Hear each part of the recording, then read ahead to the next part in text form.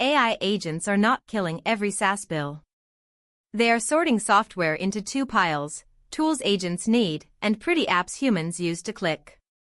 SaaStr published a brutally useful example today. Their team says they now run with 3 humans and more than 20 AI agents.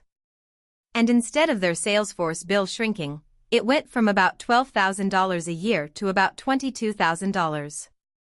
That is up 83%, with fewer human users. Why?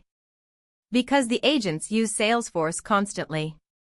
They query it, write to it, run campaigns on top of it, and treat it like the nervous system for go-to-market work. Human seats went down. Machine usage went way up. That is the practical underdog lesson. The winning software may not be the app with the nicest AI button. It is the system the agents actually need to do the job. Now compare Notion. SaaStr says they still pay for it, and they still think it is good. But their agents do not care. Meeting notes, internal dashboards, project tracking, even weekly stand-up workflows moved into agent-built dashboards, Slack, Salesforce, and custom systems. Notion did not get worse. The work routed around it. That is the new SaaS test. If an AI worker joined your company tomorrow, would it need this product to succeed, or would it ignore it?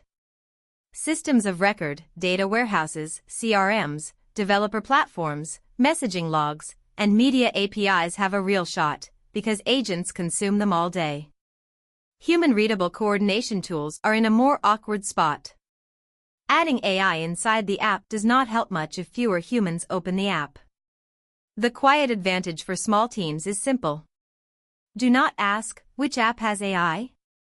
Ask, which app becomes more valuable when agents do the work? That is where the budget will move. The seat is not dead. It is just being replaced by usage. And the software that gets used by machines may become more expensive, not cheaper.